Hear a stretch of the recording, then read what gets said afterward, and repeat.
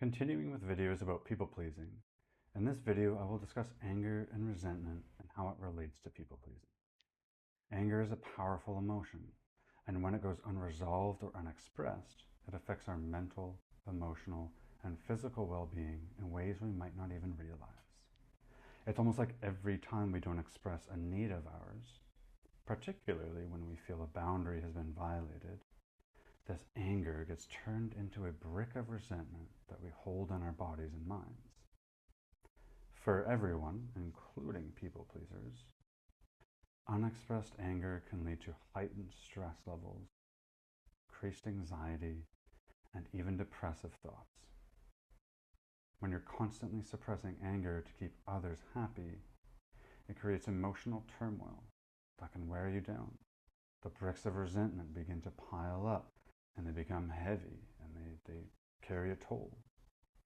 Your body and mind are connected, and unresolved anger can manifest physically. People pleasers often experience chronic headaches, digestive issues, and increased susceptibility to illnesses because they're holding on to that anger and frustration. It has nowhere else to go but inside, and then becomes directed towards you, possibly as self-critical thoughts and or related feelings of shame and guilt. In relationships, unexpressed anger can create distance and strain between you and the people you care about. If you're a people pleaser, this might show up as passive-aggressive behavior, constant feelings of resentment, even seeing the other person as the enemy, which then sort of erodes and breaks down any communication.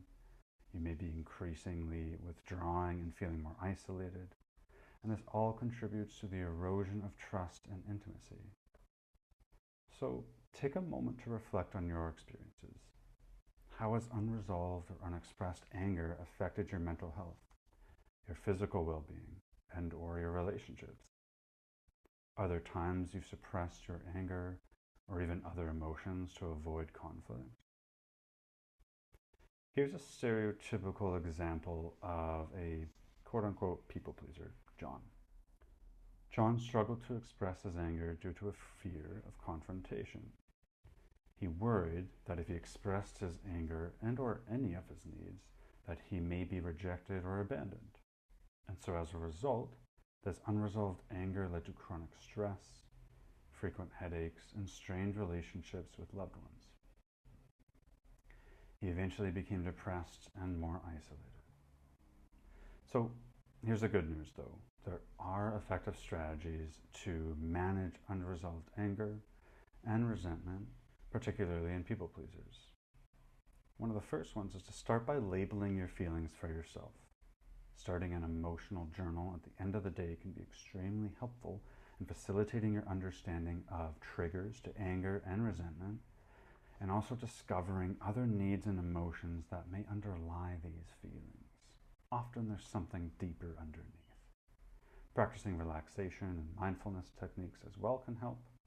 And also I'd encourage you to take some time to practice saying out loud to yourself, maybe in the mirror, what you feel and how you would like to inform someone else about your feelings.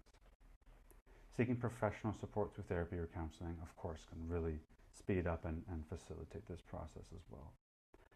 So now it's your turn to use this information in a way that helps you make positive changes in your life.